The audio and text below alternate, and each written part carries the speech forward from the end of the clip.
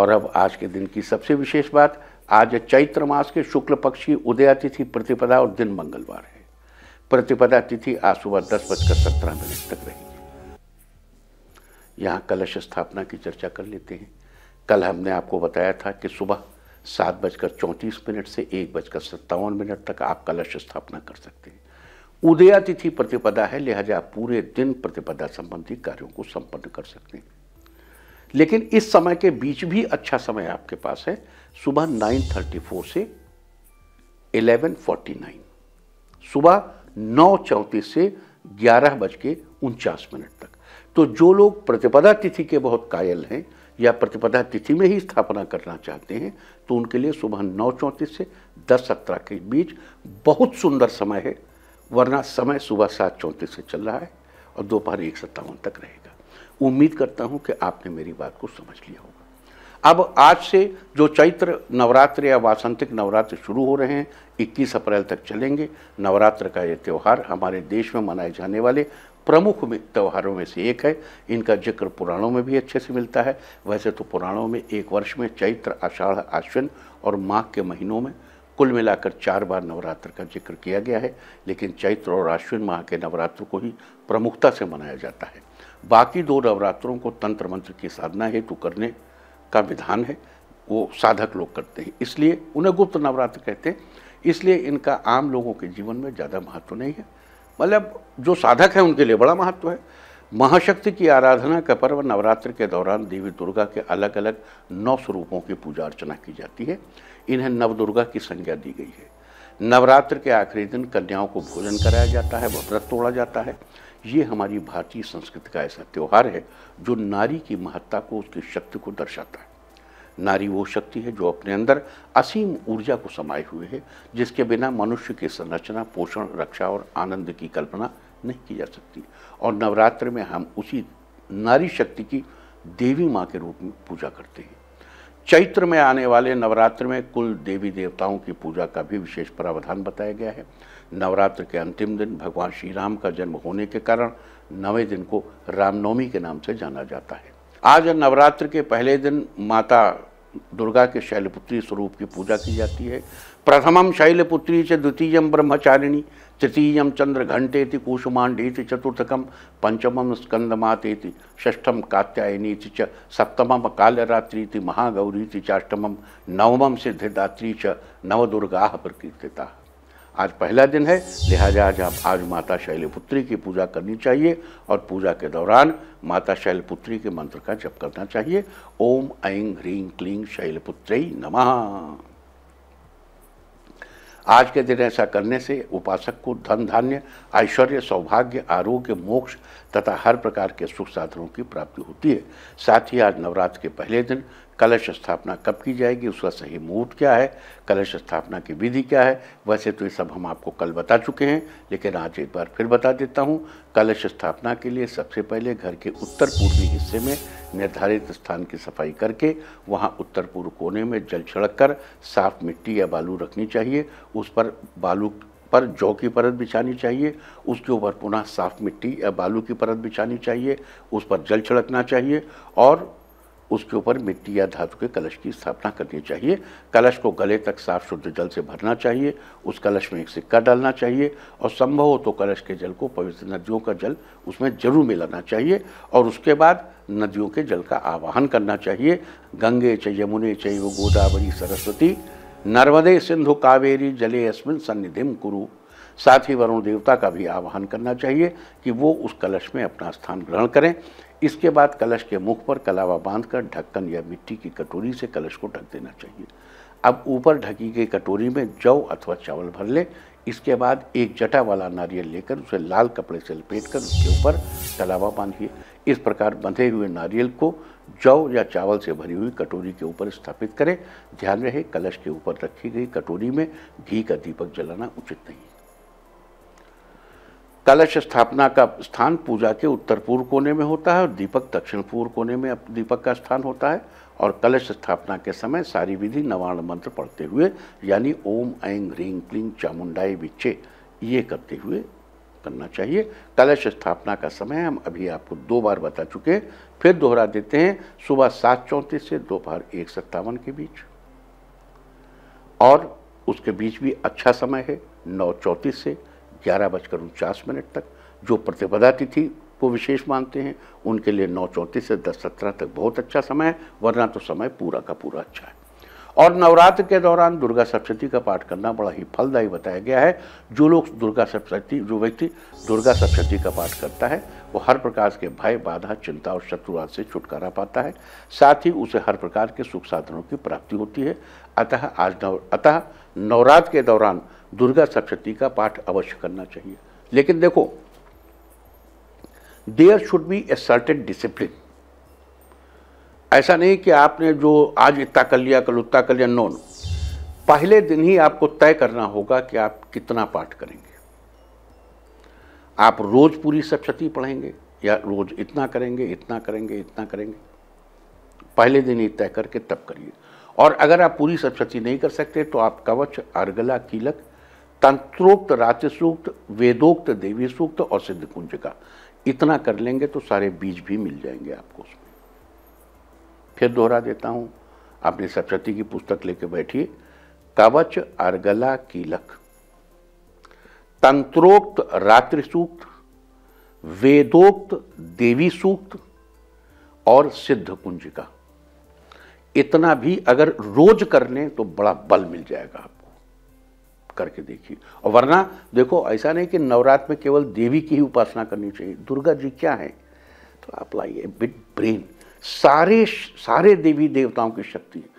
तो आप जिस देवी देवता की उपासना नवरात्र में करेंगे, बड़ी साधना आपको सफल फलदायी होगी। आप गणेश जी की उपासना कर लीजिए, आप हनुमान जी की उपासना करें, जो आपको करना हो। लेकिन पहले दिन अपना मंत्र लीजिए और अपना संकल्प पढ़िए। आपको संस्कृत में ओम विष्णु विष्णु विष्णु विष्णु और गया प्रवर्तमान, ये आपको संकल्प लेना नहीं आता। आप किसी पंडित जी से की सहायता ले लीजिए।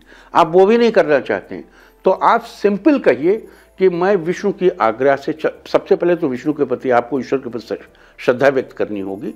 हाथ में जल अक्षत दीजिए कि मैं फला इस गोत्र में उत्पन्न फला का बेटा, आज श्री विष्णु की आज्ञा से प्रवर्तमान इस संवत्सर। अब अगर आपको संवत्सर इन सब का ज्ञान नहीं है तो आप कहिए कि मैं 13 अप्रैल 2021 इतने बजे ये संकल्प करता हूं, हे ईश्वर मैं आपसे वादा करता हूं कि मैं ये मंत्र रोज पढ़ूंगा।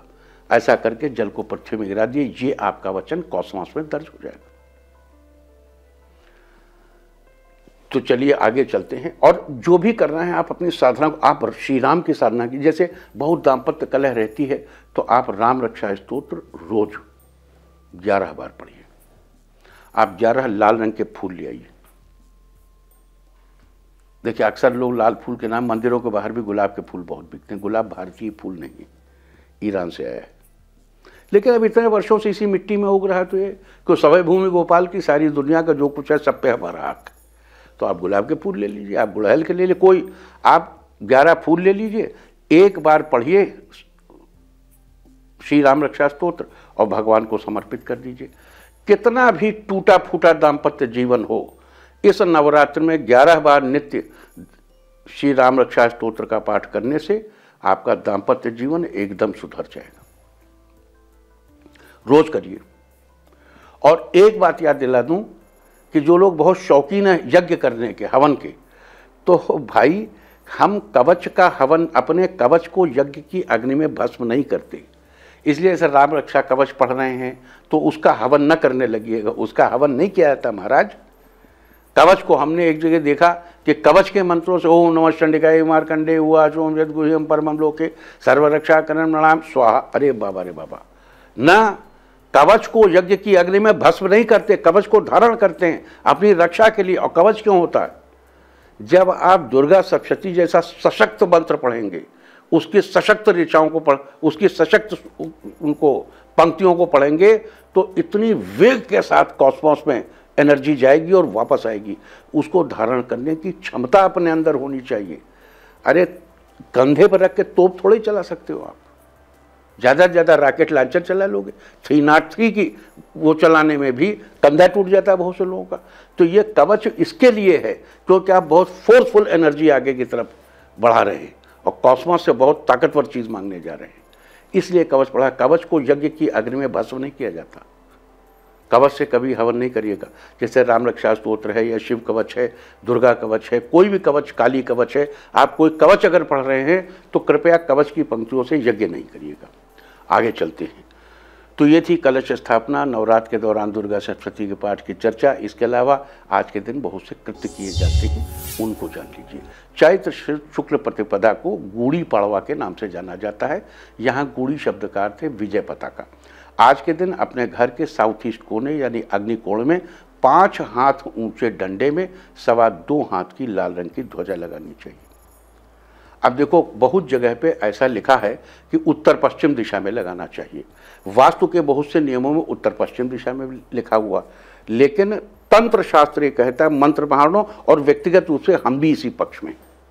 हम भले ही आपको कभी ये कोट करके बतावें, देखो हमारा तो काम आपको सारी सूचनाएं देना है, लेकिन हम अग्निकोण में 5 हाथ ऊंचे डंडे में 2.25 हाथ की लाल रंग की ध्वजा लगाने के पक्षधर हैं।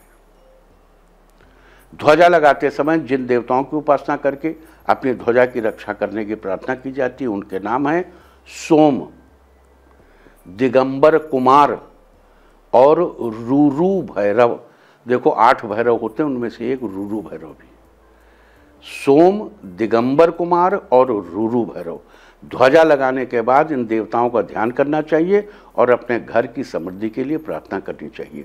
ये ध्वजा जीत का प्रतीक मानी जाती है। घर पर ध्वजा लगाने से केतु के शुभ परिणाम प्राप्त होते हैं और साल भर घर का वास्तु बहुत अच्छा रहता है। ध्वजा के अलावा आज के दिन घर के मुख्य दरवाजे पर आम के पत्ते या न्यग्रोध के का तोरण भी लगा सकते हैं। तोरण लगाते समय किन देवताओं को स्मरण करना? देखो तोरण बहुत शुभ माना जाता है। जो शुक्र का एक नक्षत्र है, उस नक्षत्र का प्रतीक ही तोरण है, शुक्र वैभव का प्रतीक है। तो तोरण आप लगा सकते हैं आम के पत्ते का। और तोरण लगाते समय महेंद्र, ब्राह्मी, दिगंबर कुमार और असितांग भैरव, देखो अभी हमने वहाँ रूरू भैरव की बात की थी जहाँ वो लगा रहे थे ध्वजा, लेकिन तोरण लगाएंगे तो महेंद्र को महेंद्र में स्मरामि, महेंद्र आवाहयामि, पूजयामि तिष्ठयामि, मतलब वो पूजयामि, तो ये आप करिए। ब्राह्मी, दिगंबर कुमार और असितांग भैरव, इन शक्तियों को स्मरण करना चाहिए। स्मरामि स्मरामि। ये शक्तियाँ आपके घर के मुख्य द्वार की रक्षा करती हैं और घर के सभी दोषों को दूर करती हैं।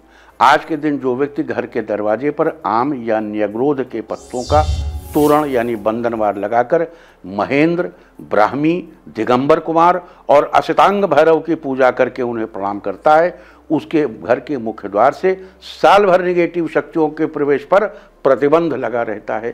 साथ ही मुख्य द्वार पर आम के पत्तों या न्यग्रोध के पत्तों का तोरण लगाने से आपके घर पर किसी की बुरी नज़र नहीं लगती, किसी तरह का जादू टोना आपके घर पर असर नहीं करता। लिहाजा आज घर के मुख्य द्वार पर आम या न्यग्रोध के पत्तों का तोरण अवश्य लगाना चाहिए। आज के दिन पीपल, तुलसी, नीम, बरगद और बहेड़ा के वृक्ष लगाना भी बड़ा शुभ माना गया है। और अब ये आपको बता दूं कि किस राशि वाले को कौन से देवी देवता ज़्यादा सूटेबल होंगे। तो देखो आप अपना नोट कर लीजिए। मेष राशि वालों के लिए विष्णु जी फेवरेबल है, वृष राशि वालों के लिए माता काली फेवरेबल है, मिथुन राशि वालों के लिए भैरव जी की उपासना शुभद है, कर्क राशि वालों को विष्णु जी की किसी स्वरूप की उपासना करनी चाहिए, सिंह राशि वालों को हनुमान जी की उपासना करनी चाहिए और कन्या वालों को माता महालक्ष्मी की उपासना करनी चाहिए, जबकि तुला राशि वालों को दुर्गा जी की ही उपासना करनी, दुर्गा जी के किसी स्वरूप की उपासना करनी चाहिए। वृश्चिक राशि वालों को भगवान शंकर की उपासना करनी चाहिए। धनु राशि वालों को सूर्य की उपासना या गायत्री की उपासना करनी चाहिए। मकर राशि वालों को माता दुर्गा और कुंभ राशि वालों को माता महालक्ष्मी और माता भुवनेश्वरी की उपासना करनी चाहिए। जबकि मीन राशि वालों को वैसे तो सामान्यतया मीन राशि वालों को हनुमान जी की उपासना करनी चाहिए, लेकिन आज के ग्रह गोचर के हिसाब से अगर गणपति का कोई अनुष्ठान आप करेंगे तो आपको विशेष फलदायी होगा। देखो, ये जो हमने आपको बताया आज के ग्रह गोचर के हिसाब से बताया, वरना आप जिस देवी देवता की उपासना करना चाहें सभी आपको शुभ फलदायी है। ये हमने आपको आज के ग्रह गोचर के हिसाब से बताया। अच्छा, तो ये थी आज चैत्र नवरात्र के पहले दिन किए जाने वाले विशेष कार्यों की चर्चा। यहाँ आपको एक बात और बता दूं कि आज के दिन सिंधियों का झूलेलाल महोत्सव सिंधी भाइयों का, इस दिन को चैती चांद और सिंधी दिवस के रूप में भी मनाया जाता है। इस दिन सिंधी समुदाय के लोग अपने भगवान श्री झूलेलाल के जन्मोत्सव को बड़े धूमधाम से मनाते हैं। जय झूलेलाल। साथ ही आज दोपहर 3:16 तक प्रीति योग रहेगा। इसके अलावा आज दोपहर 2:19 तक अश्विनी नक्षत्र रहेगा। अब इंडिया टीवी हर वक्त हर जगह डाउनलोड करने के लिए सर्च करें India TV news Google play store या ऐप स्टोर पर।